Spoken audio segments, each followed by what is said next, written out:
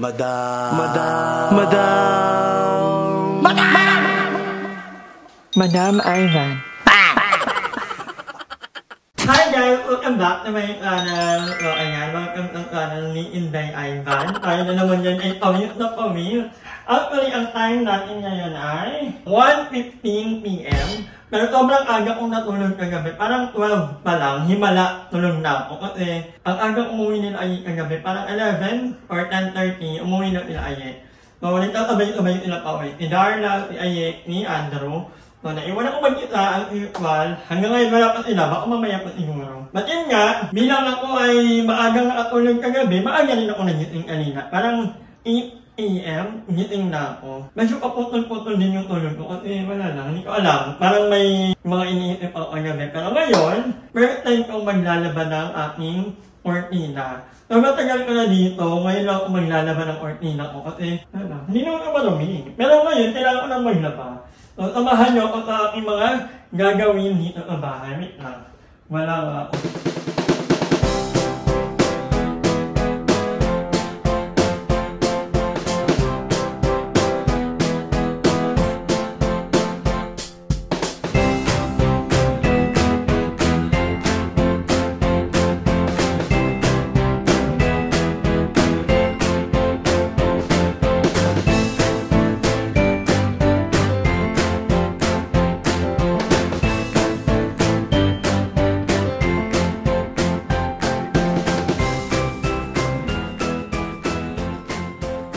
Hindi ko na nilagyan ng passport kasi 14 na lang naman yan. Ang mahalaga lang, maraming kapawan. 55, tagal. So dahil maaga ako nagising, pag nandito ako sa bahay guys, ang ginagawa ko, naglilinis na ako ng naglilinis. Tapos meron yung iba nagko-comment, sobrang arte ko daw, parang, ano sabi? Parang OA. Hindi, ako naman, hindi naman pagiging OA, pero wala kasi akong ibang gagawin dito sa bahay. Kaya kanina, pag agising ko, may mga inagutan lang ako ng mga messages, tapos may mga inquiry, kasi may iba ako racket. So, sana matuloy yun para October, para may pera naman ako. Ganun. But yun nga, may mga racket tayo, may mga sideline tayo na inaatupag ngayon. Then after that, dahil wala naman akong ibang gagawin, maglilinis ulit ako ng maglilinis. Yung iba siguro akala nila na ano rin reasonable na kung bakit lagi akong nagtatatalak pag nandiyan sila Darla, or ako, hindi naman po ako magtatatalak kung nakikita ko okay naman sa bahay. Alam naman nila yan at naiintindihan naman ako nila Darla. Siguro kahit ako din na ano ko sa sarili ko minsan, ang OA ko din. Kasi ako talaga guys, ayoko yung may nakatabak na hugatan sa lababo. Gusto ko pag nagluto, after magluto, huhugasan yung mga pinaglutuan, kailangan malinis na yung ano, bago umupo. Kasi yung mga hugasin kapag inaano lang, alam mo yun, may mga langaw, may kung ano-ano. Sabi ko, bago kayo humilata, bago kayo umupo, mag-cellphone, linisin mo na yung lababo. Anyway, pag wala naman ng dumi, hindi okay ang di ba? Kasi ako po, pag may nakikita akong alat, naguguluhan yung utak ko, naiirita ako, irritable talaga ako niyan. So, sabi ko, para hindi ako tumalak ng tumalak, gawin yung na malinis yung bahay, kasi para sa atin naman yan. Ako naman, pag ini-invite naman ako sa ibang bahay, kapag makalat yung bahay nila, hindi rin naman ako tumatala, kasi bahay naman nila yun. Ano bang pakita? Kung gano'n yung setup nila, kung okay lang sa kanila, yung magulo, or ako lang talaga. Kasi once na hindi maayos yung medyo kalat-kalat, yung utak ko kung makalat, nagkakalat-kalat din, iinit yung ulo ko. Siguro, it goes with the fact na matanda na po ako. Kung matanda na ako,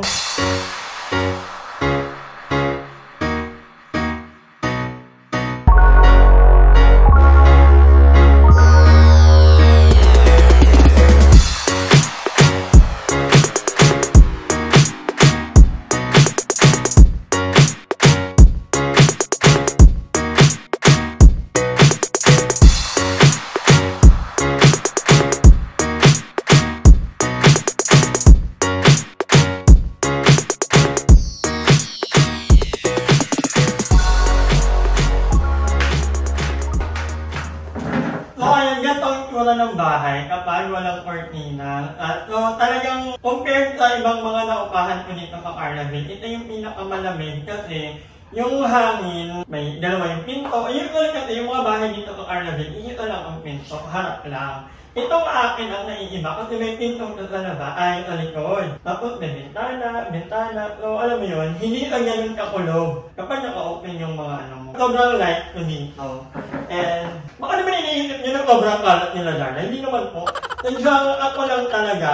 Minsan nga din, alam nyo ba, frustrated ako sa sarili ko. Naiinip ako kasi kahit na hindi naman ganun kakalat, iba kasi yung standard ko ng kakalat nila. Alam mo yun, yung kahit na feeling ko na kahit sa inyo ng mga nanonood, parang feeling nyo, okay lang naman, yun din naman makalat. Pero pagdating sa akin, siguro kasi mag-isa lang ako sa bahay. So parang lahat talaga, gusto ko nakaayos. Ayoko nang may nakalagay sa mga counter na pakalat-kalat. Oh, ewan ko.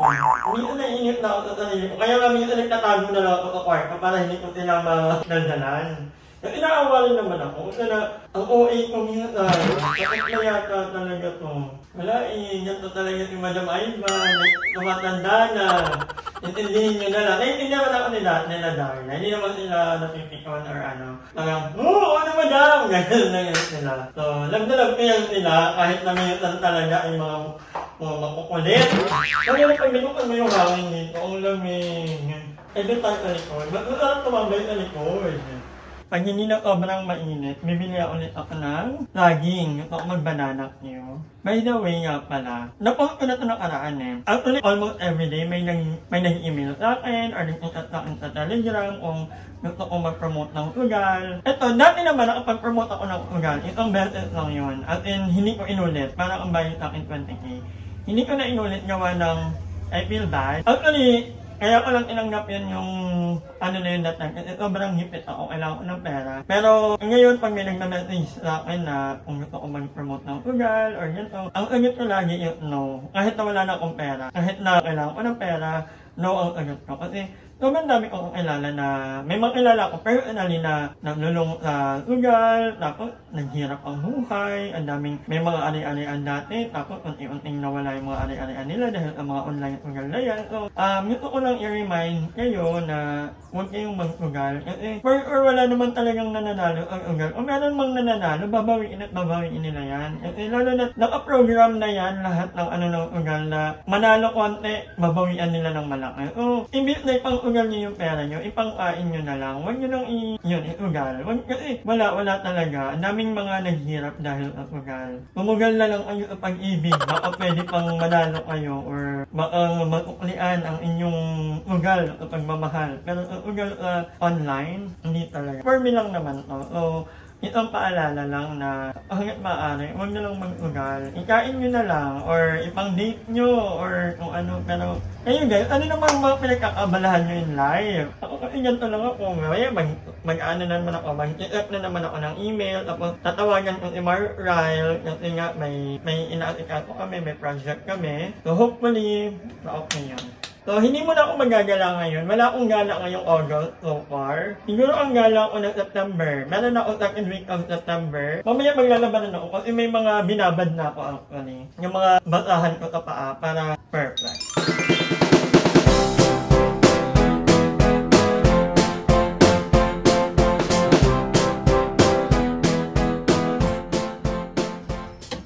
So, ayos ka rin muna tayo dahil napakainit. Yung bata ko, hindi ko afford to. Malamang bata pa. Pero masarap pa rin. Perfect! Lami!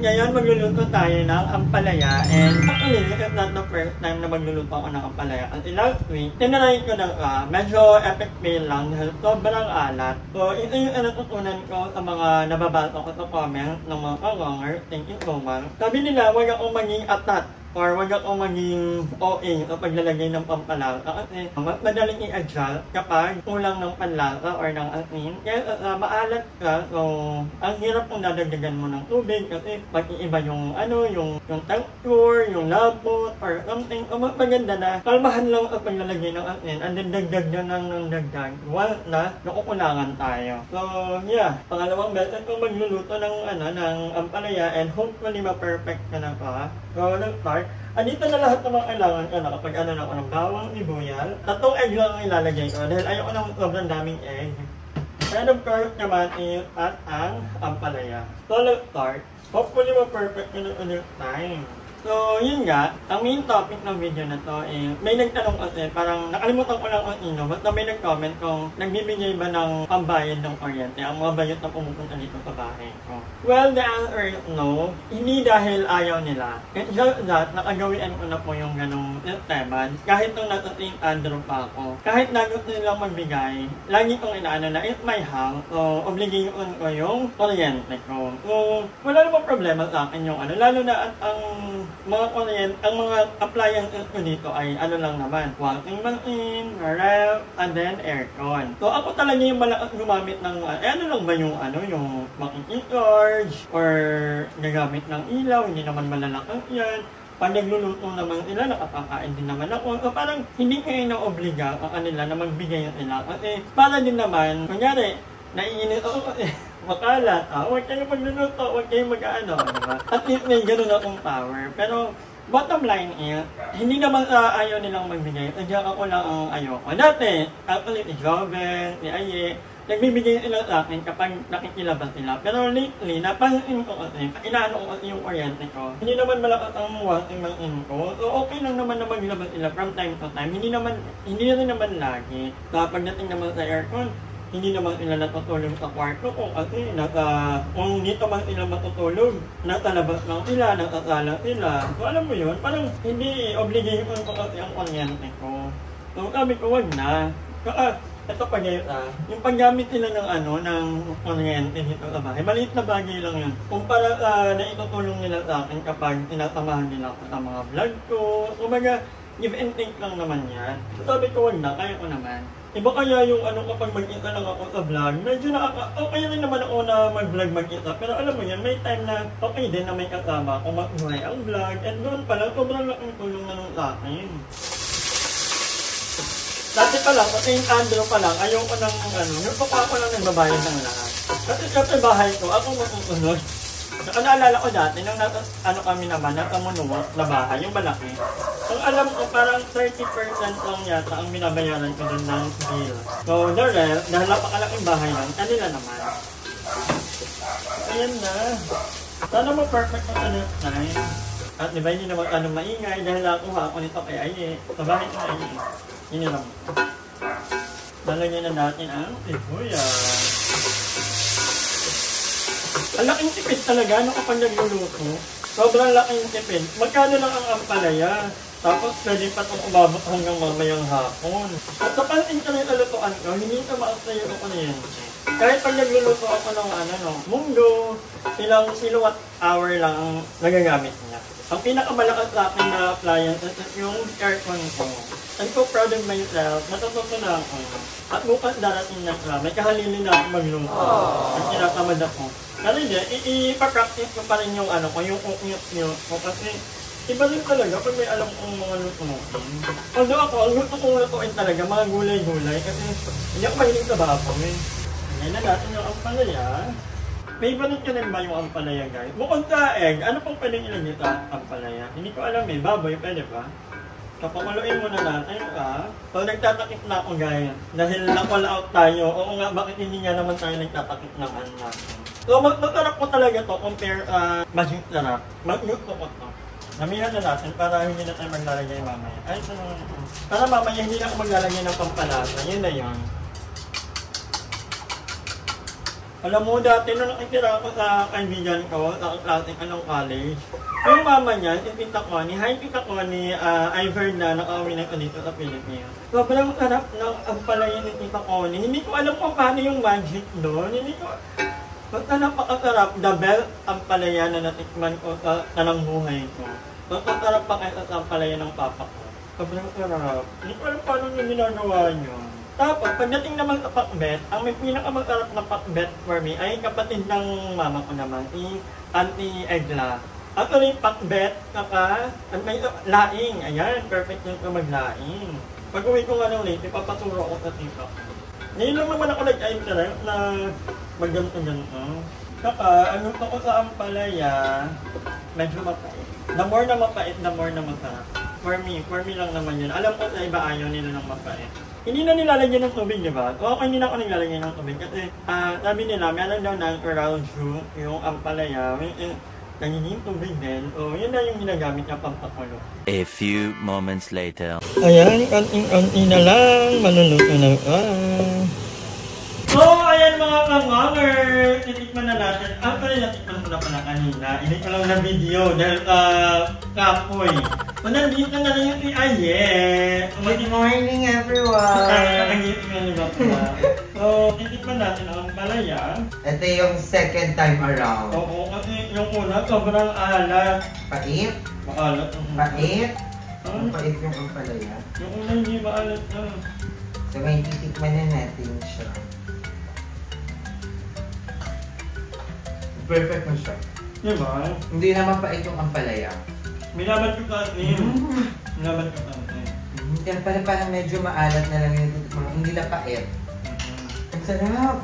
So, I'm glad na nagustuhan ni Aye dahil kung hindi na ako magluluto ulit. Nakahit kailan ng ganitong ampalaya. At ito yung pinaka-favorite ng ulam. May So, mga- dapat ito naman perfect mo talaga. Oo, kasi minsan dyan, kapag nagiinom kami, gusto kong gusto kong pulutan ang palaya. Kung hindi na, Uy, yung pulutan mo ang palaya. palaya. Hindi na, ang palaya. Yan ang mga gusto kong pulutan. Hindi ako mag-sure yan. But anyway, kunyari, ang kanta lang lang ito ay nag-aambag ba ng kuryente ang PN?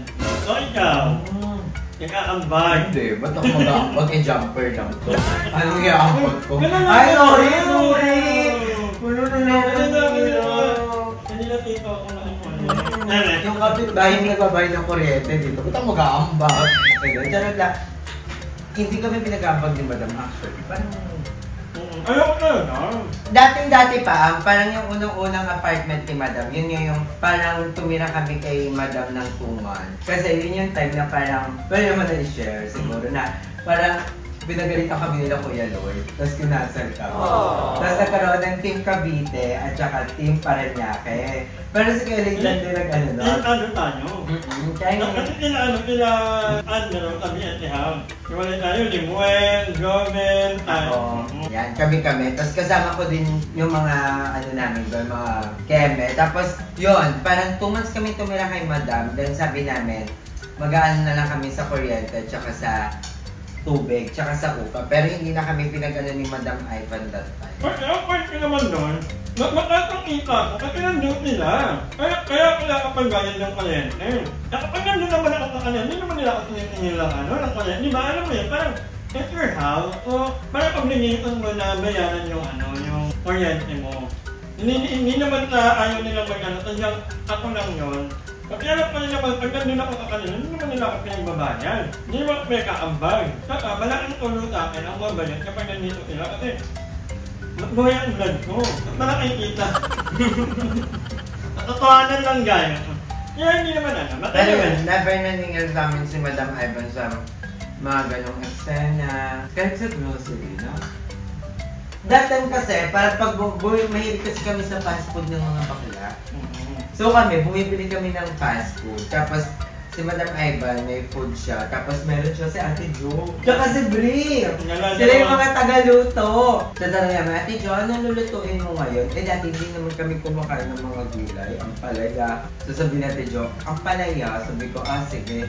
So, magpo-formation na kami ng mga bayot. Bibili kami ng giniling sa 7-Eleven. Hindi ko na mga frozen dati. Sobra. Hindi ka naman sa mga gulay. Hindi ka naman ina-impose. Kasi siyempre, magkakaiba tayo ng pinalakihan. Ako naman kasi ako na yun ang madalas na yung ulam ko. Ikaw pa ako dati. Ano namin si Madam? Madam, vlog ka. Mag-vlog ka, Madam, girls night out. Tapos sa 7-Eleven, sabi niya, oh sige, dali. Tapos pag andyan na si Madam Ivan, magbabayad ng lahat kasi vlog with Madam. Ganun naman kami. Pag vlog mo, ikaw lahat. Gano'n. Pag kunyari vlog ko, kaya trip namin lahat. Kasi mababawi mo rin naman kayo sa vlog mo. But anyway, una naman guys, kung yung about sa laba-laba, kasi yung walking ko sobrang tipid. Yung rep ko, okay naman palagi. Buti na mag-aambag, di ba? Ang air ko naman, ako lang gumagamit kasi hindi naman sila dito natutulog. Kung hindi naman sila natutulog, dito sila natutulog. Parang minsan natutulog ako doon ka na naman lang pag naalit po ako. Gusto tanghali. Yung alas 9. Kaya pang wala akong nila. Gabang init! Tutulog! Tabo! Oo, hindi ko kaya yung pag-natutulog kayo dito. Pero pag sobrang tagal ko naman sa aircon kasi nga, yun nga may ubo ako. So pa nangangatog-ngatog ako, kaya hindi rin ako masyadong pala aircon ngayon. Pero ito problem ba yung lang yan? Pero yun, hindi kami pinagbabayad ng Madam Ivan. Even water. Kahit gusto man namin. So ang ginagawa namin, nagabag na lang kami sa mga groceries. Nakakakain naman ako sa mga luto nila. Kahit pag nagluluto si Ako, pag napakain ko yung mga aso, dinadamihan ko para meron si Madam. Ay, sorry. Aso. At anyway, guys, hanggang dito na lang ang vlog na ito. Maraming salamat sa panonood. Supportahan nyo ang vlog ng bawat bayan kasi may kanya-kanyang ganap. May mga pupunta ng Cambodia. Ako yun nasa Boracay. Yun yung aliw moments ko ngayon. Kaya panood ko. Kasi syempre ako hindi naman ako nakakapunta ng ibang bansa gawa nang wala akong passport. Pero kung balay mo. Oo, yeah. So nanonood muna ako. Then kay Joven and kaya lahat hindi ko masyado pinapanood kasi nandun naman ako. So yun, pinapanood ko talaga ngayon Catherine Bernardo kasi tulog ko. Hindi ka na umay sa sarili mo? Bakla parang tatlong magkakasunod na gabi pinanood ko yung mga movie nila. Kahit pa ulit-ulit. Pati yung interview na napakahaba. Mga interview ng mga vlogger na pinapanood ni Bakla. But anyway, guys, thank you so much for watching. Thank you again at nagustuhan mo ang aking luto. Yeah, sobrang sarap. Nanonood yung paligid. Yan mo sabi Ako may pera. Lord, sana pera. May 50K. Ayan. Tapos hugas ka na kami kasi pwede mo. Hindi. Thank you so much. Bye. Hi! Maraming salamat sa panonood ng video na ito. At kung natuwa ka, please don't forget to like and share this video. Mag-subscribe na rin kayo para bongga na. Yun lang.